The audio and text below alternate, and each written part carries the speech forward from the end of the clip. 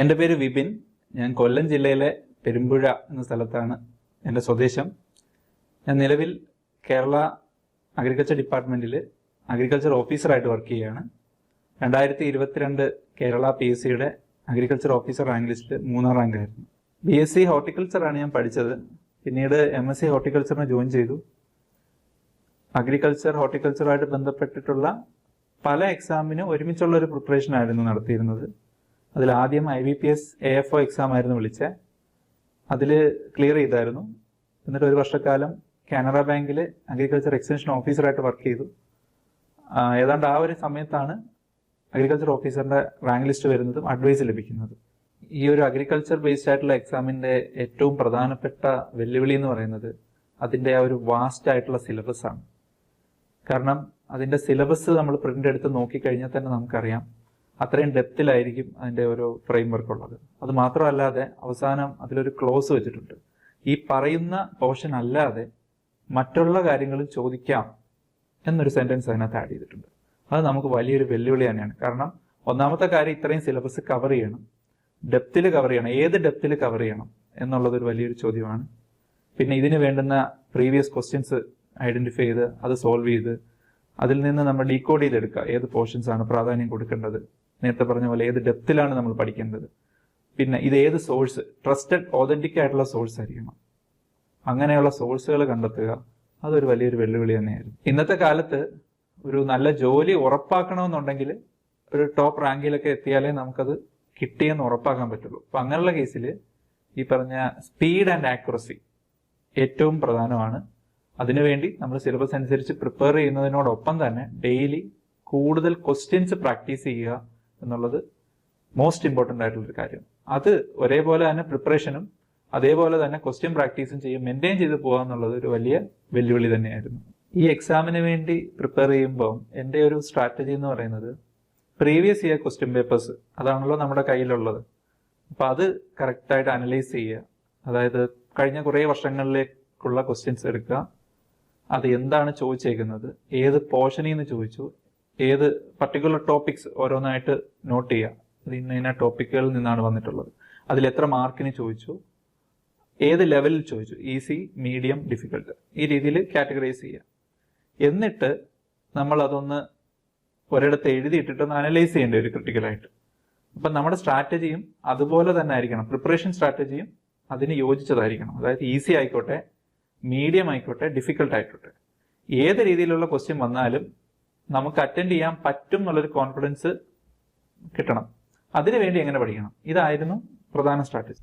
അതുപോലെ തന്നെ എൻ്റെ ഒരു എക്സാം പ്രിപ്പറേഷൻ 2 ഘട്ടങ്ങളായിട്ടാണ് ഞാൻ ചിട്ടപ്പെടുത്തിയിരുന്നത്. ആദ്യ ഘട്ടം എന്നോണം എളുപ്പത്തിൽ കിട്ടാവുന്ന ഈസി ആയിട്ടുള്ള ക്വസ്റ്റ്യൻസ്, ഡയറക്റ്റ് ഹിറ്റ് ആയിട്ടുള്ള ക്വസ്റ്റ്യൻസ്, നമ്മുടെ പരമാവധി സിലബസ് കവർ ചെയ്യുക എന്നുള്ളതായിരുന്നു ആദ്യത്തെ സ്ട്രാറ്റജി. രണ്ടാമത്തെ ഘട്ടത്തിലാണ് റിവിഷൻ സമയത്തും അതിനുശേഷവും കുറച്ചുകൂടി ഹാർഡായിട്ടുള്ള ക്വസ്റ്റ്യൻസ് കണ്ടെത്തി അവ സോൾവ് ചെയ്യുക എന്നുള്ളതാണ് പിന്നീട് ചെയ്തത്. ഒരു റാങ്ക് മേക്കിംഗ് ടിപ്പ് അഥവാ ഒരു ടോപ്പേഴ്സ് ടിപ്പ് എന്ന നിലയിൽ എനിക്ക് ഷെയർ ചെയ്യാൻ ആഗ്രഹിക്കുന്ന ഒരു കാര്യം, എക്സാം പ്രിപ്പറേഷൻ എന്നതുപോലെ തന്നെ ഒരുപക്ഷെ അതിനേക്കാളേറെ അതിലുപരി നമ്മൾ ശ്രദ്ധിക്കേണ്ട ഒരു കാര്യം, എക്സാം ഹാളിൽ നമ്മളെ എങ്ങനെ പ്രസന്റ് ചെയ്യുന്നു എന്നുള്ളത് വളരെ ക്രൂഷ്യൽ ആയിട്ടുള്ള ഒരു കാര്യമാണ്. വളരെ മികച്ച രീതിയിൽ എക്സാമിന് തയ്യാറെടുത്തിട്ടുള്ള ഉദ്യോഗാർത്ഥികൾ പോലും പലപ്പോഴും റാങ്ക് ലിസ്റ്റിൽ ഇടം പിടിക്കാറില്ല, അല്ലെങ്കിൽ താഴെ റാങ്കിലൊക്കെ ഉൾപ്പെടുന്ന ഒരവസ്ഥ കാണാറുണ്ട്. അതിന് പ്രധാനപ്പെട്ട ഒരു കാര്യം എന്ന് പറഞ്ഞു കഴിഞ്ഞാൽ അവർ എക്സാമിന് നന്നായിട്ട് പ്രിപ്പയർ ചെയ്തു, പക്ഷെ എക്സാം ഹാളിൽ അവരെങ്ങനെ പ്രസന്റ് ചെയ്യണം എന്നുള്ളതിന് അവർ പ്രിപ്പയർഡ് അല്ല എന്നുള്ളതാണ്. പലപ്പോഴും എക്സാം ഹാളിൽ ചെല്ലുമ്പം ക്വസ്റ്റ്യൻ പേപ്പർ കാണുമ്പം ചിലപ്പോൾ എക്സാം കുറച്ച് ഡിഫിക്കൽട്ട് ആയിരിക്കും. അവർ വിചാരിച്ച രീതിയിൽ ആവണമെന്നില്ല ക്വസ്റ്റ്യൻസ് വന്നിട്ടുണ്ടാവും. അവർ പെട്ടെന്ന് പാനിക് ആവും, അറിയാവുന്ന ക്വസ്റ്റ്യൻസ് തെറ്റിക്കും, ചിലപ്പം പല മിസ്റ്റേക്കുകളും അവിടെ കാണിച്ചു കൂട്ടിയെന്നിരിക്കും. ഓട്ടോമാറ്റിക്കലി അവരുടെ റാങ്ക് താഴോട്ട് പോകും. അപ്പം അതിന് നമുക്ക് ശ്രദ്ധിക്കേണ്ട ഒരു കാര്യം എന്ന് വെച്ചാൽ, ഒരിക്കലും ഒരു പ്രീ മെഡിറ്റേറ്റഡ് മൈൻഡ് സെറ്റുമായിട്ട് പോകരുത്, അല്ലെങ്കിൽ ഒരു ഫിക്സഡ് മൈൻഡ് സെറ്റുമായിട്ട് എക്സാം ഹാളിലോട്ട് ചെന്ന് കയറരുത്. അതായത് ഞാൻ 100ൽ 80 ക്വസ്റ്റ്യനും അറ്റൻഡ് ചെയ്യും, 90 ക്വസ്റ്റ്യനും അറ്റൻഡ് ചെയ്യും, അല്ലെങ്കിൽ എല്ലാ ക്വസ്റ്റ്യനും അറ്റൻഡ് ചെയ്തിട്ട് ഞാൻ വരത്തുള്ളൂ. ഇങ്ങനെയുള്ള വാശിയൊന്നും നമുക്ക് പാടില്ല. എക്സാം എങ്ങനെയാണോ അതുപോലെ ആയിരിക്കണം നമ്മുടെ ആ ഒരു സമയത്തെ അപ്രോച്ച് എന്ന് പറയുന്നത്. ഈസി ആണെങ്കിൽ ഈസി ആയിക്കോട്ടെ, മീഡിയം ആയിക്കോട്ടെ, ഡിഫിക്കൽട്ട് ആയിക്കോട്ടെ, ഏത് ലെവലിലും ആയിക്കോട്ടെ എക്സാം. പക്ഷെ നമ്മുടെ ബെസ്റ്റ് ആ ഒരു ചുരുങ്ങിയ സമയത്തിനുള്ളിൽ നമ്മൾ ചെയ്തിരിക്കും എന്നുള്ള ഒരു കോൺഫിഡൻസ് നമുക്കുണ്ടായാൽ മതി. ചിലപ്പോൾ ആദ്യത്തെ ക്വസ്റ്റ്യൻ ചിലപ്പം ഈസി ആയിരിക്കും, ചിലപ്പോൾ ആളുകൾ ഓവർ എക്സൈറ്റഡ് ആയിട്ട് തെറ്റിക്കുന്ന കേസുകളുണ്ട്. ചില ക്വസ്റ്റ്യൻ വായിക്കത്ത് പോലുമില്ല, പെട്ടെന്ന് കറുപ്പിക്കും, പക്ഷെ തെറ്റിക്കും. ചിലപ്പോൾ ആദ്യത്തെ ക്വസ്റ്റ്യൻ ഡിഫിക്കൽട്ട് ആണെങ്കിലോ ചിലപ്പോൾ ആളുകൾ വിചാരിക്കും ക്വസ്റ്റ്യൻ മൊത്തം ടഫാ. ഒരു ക്വസ്റ്റ്യൻ ആയിരിക്കും ചിലപ്പോൾ ഡിഫിക്കൽട്ട് വന്നിട്ടുണ്ടാവും, അല്ലെങ്കിൽ 10 ക്വസ്റ്റ്യൻ ആയിരിക്കും ഡിഫിക്കൽട്ട്, ബാക്കി 90 ക്വസ്റ്റ്യൻ ഉണ്ടല്ലോ, അത് നമുക്ക് കിട്ടും. അപ്പൊ അതുകൊണ്ട് ഓവർ എക്സൈറ്റഡ് ആവാനും പാടില്ല, ഓവർ ടെൻഷൻ ആവാനും പാടില്ല. അത് എങ്ങനെയാണോ എക്സാം ചോദിക്കുന്നത് അതനുസരിച്ച് ഡീൽ ചെയ്യുക എന്നുള്ളതാണ് പ്രധാനപ്പെട്ട ഒരു കാര്യം. നമ്മൾ എപ്പോഴും ഓർക്കേണ്ട ഒരു കാര്യം, നമ്മൾ നന്നായിട്ട് പ്രിപ്പയർ ചെയ്തിട്ടുണ്ടെങ്കിൽ എന്നിട്ടും എക്സാം നമുക്ക് ഡിഫിക്കൽട്ട് ആയിട്ടാണ് തോന്നുന്നതെങ്കിൽ അത് മറ്റുള്ളവർക്കും ഡിഫിക്കൽട്ട് തന്നെയായിരിക്കും, കട്ട് ഓഫും വളരെ കുറവ് തന്നെയായിരിക്കും. എന്നാൽ മറ്റുള്ളവർക്ക് ഈസി ആയിട്ടുള്ള ക്വസ്റ്റ്യൻസ് ആണെങ്കിൽ നമുക്കും ഈസി തന്നെയായിരിക്കും. അപ്പൊ നമ്മൾ അതിനെക്കുറിച്ച് കൂടുതൽ പറയാവേണ്ട കാര്യമില്ല. നമ്മൾ ഫോക്കസ് ചെയ്യേണ്ട കാര്യം എന്ന് വെച്ച് കഴിഞ്ഞാൽ എൻ്റെ ബെസ്റ്റ് ഞാൻ ആ എക്സാം ഹാളിൽ കൊടുത്തിരിക്കും എന്നുള്ള കാര്യം ഉറപ്പാക്കുക എന്നുള്ളത് മാത്രമാണ് നമ്മൾ ചെയ്യേണ്ട ഒരു കാര്യം. മറ്റൊരു ടിപ്പ് എന്ന് പറയുന്നത് എലിമിനേഷൻ ടെക്നിക്ക് ഉപയോഗിക്കുക എന്നുള്ളതാണ്. ഒരു എക്സാമിന് ക്വസ്റ്റ്യൻ സെറ്റ് ചെയ്യുന്ന ഒരാളെ സംബന്ധിച്ചിടത്തോളം അതിൽ ഈസി ക്വസ്റ്റ്യൻസ് മാത്രമാവില്ല ഉണ്ടാവുക, കുറച്ച് ക്വസ്റ്റ്യൻസ് ഡിഫിക്കൽട്ടും ഉണ്ടായിരിക്കും. ആദ്യ വായനയിൽ നമുക്കത് ഡിഫിക്കൽട്ട് എന്ന് തോന്നിയേക്കാം, എന്നാൽ ആ ക്വസ്റ്റ്യനിൽ നിന്ന് ഓപ്ഷനിലേക്കും ഓപ്ഷനിൽ നിന്ന് ക്വസ്റ്റ്യനിലേക്കും സഞ്ചരിക്കുമ്പോൾ കൃത്യമായിട്ട് വായിച്ച് പഠിച്ചിട്ടുള്ള ഒരാളാണെങ്കിൽ നമുക്കൊരു ഓപ്ഷൻസ് എലിമിനേറ്റ് ചെയ്ത് കറക്റ്റ് ഉത്തരത്തിലേക്ക് എത്താൻ സാധിക്കും. അല്ലെങ്കിൽ ഒരു 50-50 ചാൻസ് വരെയെങ്കിൽ എത്തിച്ച് നമുക്ക് ശരി ഉത്തരത്തിലേക്ക് എത്താൻ സാധിക്കാറുണ്ട്. അപ്പോൾ അതിനുവേണ്ടി നേരത്തെ തന്നെ ഇത്തരം ക്വസ്റ്റ്യൻസുകൾ കൂടി പ്രാക്ടീസ് ചെയ്ത് ഈ എലിമിനേഷൻ ടെക്നിക്ക് പോലെയുള്ള സ്കില്ലുകൾ വർദ്ധിപ്പിക്കേണ്ടതായിട്ടുണ്ട്. ഇനി വരുന്ന എക്സാമുകൾക്ക് വേണ്ടി പ്രിപ്പയർ ചെയ്യുന്നവർ ശ്രദ്ധിക്കേണ്ട കുറച്ച് കാര്യങ്ങളുണ്ട്. അതിൽ പ്രധാനം എന്ന് പറയുന്നത് നമ്മുടെ കേരള PSCയുടെ മാറിയ എക്സാം പാറ്റേൺ ആണ്. മുൻകാലങ്ങളിൽ ചോദിച്ച പോലെ ഡയറക്റ്റ് ഹിറ്റായിട്ടുള്ള ചോദ്യങ്ങളല്ല ഇപ്പം PSC ചോദിക്കുന്നത്. സ്റ്റേറ്റ്മെന്റ് ടൈപ്പ് ക്വസ്റ്റ്യൻസ് സംഭവം എളുപ്പം തന്നെ ആയിരിക്കും, പക്ഷെ അതൊന്ന് കറക്കി ചോദിക്കുന്നു എന്നുള്ളതേ ഉള്ളൂ. കൃത്യമായിട്ട് നമ്മൾ പഠിച്ചു കഴിഞ്ഞാൽ നമുക്കത് അറ്റൻഡ് ചെയ്യാൻ പറ്റും, കുറച്ചുകൂടെ സമയം എടുക്കും എന്നുള്ളതേ ഉള്ളൂ. അപ്പം അത്തരം ക്വസ്റ്റ്യൻസും കൂടി കൂടുതലായിട്ട് ചെയ്യുക എന്നുള്ളതാണ് നമുക്ക് ചെയ്യാൻ പറ്റുന്ന ഒരു കാര്യം. പിന്നെ ഉള്ള ഒരു കാര്യം, ഒരു ഇന്റഗ്രേറ്റഡ് അപ്രോച്ച്, ഒരു സംയോജിതമായിട്ടുള്ള പ്രിപ്പറേഷൻ. നമ്മൾ അഗ്രികൾച്ചറുകാർ പറയാറുണ്ട് ഇന്റഗ്രേറ്റഡ് ഫാമിംഗ് സിസ്റ്റം എന്ന്. കർഷകന്റെ വരുമാനം കൂട്ടാനായിട്ട് IFS എന്ന് പറയും. അതേ കോൺസെപ്റ്റ് തന്നെയാണ് അഗ്രികൾച്ചറിലും വേണ്ടത്.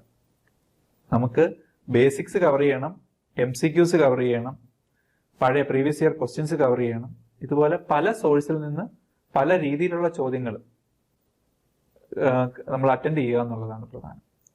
അപ്പൊ ഏത് രീതി ചോദിച്ചാലും, ഈസി ആയിക്കോട്ടെ, മീഡിയം ആയിക്കോട്ടെ, ഡിഫിക്കൽട്ട് ആയിക്കോട്ടെ, സ്റ്റേറ്റ്മെന്റ് ക്വസ്റ്റ്യൻസ് ആയിക്കോട്ടെ, എന്ത് വന്നാലും നമുക്ക് അറ്റൻഡ് ചെയ്യാൻ പറ്റിയിരിക്കണം. അങ്ങനെയുള്ളവർക്കേ ഇനിയുള്ള എക്സാമുകൾക്ക് എക്സൽ ചെയ്യാൻ പറ്റുള്ളൂ. നമ്മൾ അതിന് പ്രിപ്പയർഡ് ആയിരിക്കണം. കേരളത്തിന് പുറത്ത് BSc അഗ്രികൾച്ചറോ ഹോർട്ടിക്കൾച്ചറോ പഠിച്ച കുട്ടികളുണ്ടെങ്കിൽ അവരോട് പറയാനുള്ള ഒരു കാര്യം എന്ന് വെച്ച് കഴിഞ്ഞാൽ, നമ്മൾ അവിടെ പഠിച്ച സിലബസിനേക്കാൾ ഉപരി കേരള PSC ചോദിക്കുന്നത് കേരളത്തിലെ വിളകൾ, നെല്ല് അല്ലെങ്കിൽ മറ്റ് ഹോർട്ടിക്കൾച്ചർ ക്രോപ്സ് ഒക്കെ ആയിരിക്കും കൂടുതലായിട്ട് ചോദിക്കുക.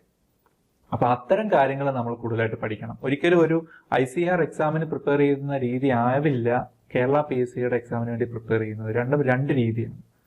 അതിനായിട്ട് നമുക്ക് ചെയ്യാൻ പറ്റുന്നത് കേരള അഗ്രികൾച്ചർ യൂണിവേഴ്സിറ്റി പുറത്തിറക്കുന്ന പാക്കേജ് ഓഫ് പ്രാക്ടീസ് കൃത്യമായിട്ട് പഠിക്കുക എന്നുള്ളതാണ്.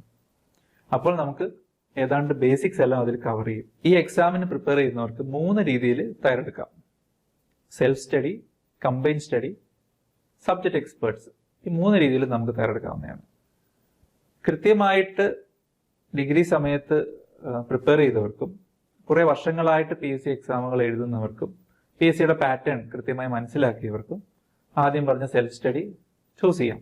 എന്നാൽ മറ്റ് സ്റ്റേറ്റുകളിൽ പഠിച്ചവർക്കോ അല്ലെങ്കിൽ തുടക്കക്കാർക്കും ഏറ്റവും നല്ലത് ഒരു ഗ്രൂപ്പ് സ്റ്റഡി അല്ലെങ്കിൽ ഒരു സബ്ജക്ട് എക്സ്പേർട്സിൽ നിന്ന് പഠിക്കുന്നതാണ് എപ്പോഴും നല്ലത്. കാരണം സിലബസിന്റെ ഓർഡർ, സിലബസിന്റെ ഡെപ്ത്, PSCയുടെ പാറ്റേൺ, ഇതെല്ലാം ഓർഗനൈസ്ഡ് ആയിട്ട് പഠിക്കാൻ, അതും ചുരുങ്ങിയ കാലം കൊണ്ട് പഠിക്കാൻ ഇത്തരം പഠനങ്ങൾ സഹായകരമാണ്.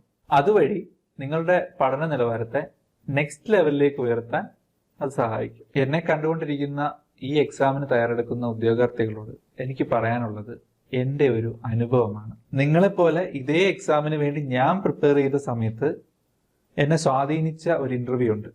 അത് മുൻ വർഷത്തെ അഗ്രികൾച്ചർ ഓഫീസർ എക്സാമിന് ടോപ്പ് റാങ്ക് മേടിച്ച എൻ്റെ സീനിയറിന്റെ ഒരു ഇന്റർവ്യൂ ആയിരുന്നു. അതിൽ അദ്ദേഹം പറഞ്ഞൊരു കാര്യമുണ്ട്. വേക്കൻസി എത്രയോ ആയിക്കോട്ടെ, കുറവോ കൂടുതലോ എന്തോ ആയിക്കോട്ടെ, അത് നമ്മളെ സംബന്ധിച്ചിട്ടുള്ള കാര്യമേ അല്ല. അതിൽ ഒരു പോസ്റ്റല്ലേ നമുക്ക് വേണ്ടൂ. ആ പോസ്റ്റ് എനിക്ക് വേണ്ടിയുള്ളതാണെന്ന് ഉറപ്പിച്ച് ആ കോൺഫിഡൻസോട് കൂടി തന്നെ എക്സാം പ്രിപ്പയർ ചെയ്യുക. അതാണ് നമ്മുടെ ടാർഗറ്റ്. അത് തന്നെയാണ് ഞാൻ ഫോളോ ചെയ്തത്. നിങ്ങൾ ഒരു പക്ഷേ ഒരു കരിയർ ഗ്യാപ്പിന് ശേഷം പഠിക്കുന്നവരായിരിക്കാം, ജോലിക്കൊപ്പം പഠിക്കുന്നവരായിരിക്കാം, ഉപരിപഠനത്തിനോടൊപ്പം പഠിക്കുന്നവരായിരിക്കാം, അല്ലെങ്കിൽ ഒരു തുടക്കക്കാരായിരിക്കും. തുടങ്ങിയിട്ടേ ഉണ്ടാവുള്ളൂ നിങ്ങൾ പഠിക്കാൻ. എന്തോ ആയിക്കോട്ടെ, നിങ്ങൾ ഈ ഒരു ഗ്ലാമർ പോസ്റ്റ് ആഗ്രഹിക്കുന്നുണ്ട് എങ്കിൽ നിങ്ങൾക്ക് ഒരു പോസ്റ്റല്ലേ വേണ്ടൂ, ഒരു വേക്കൻസി അല്ലേ നിങ്ങൾക്ക് വേണ്ടൂ. നിങ്ങൾ നിങ്ങളിൽ വിശ്വസിച്ച് ആത്മാർത്ഥമായിട്ട് പണിയെടുക്കാൻ തയ്യാറാണെങ്കിൽ ആ പോസ്റ്റ് നിങ്ങൾക്കുള്ളതായിരിക്കും. All the best.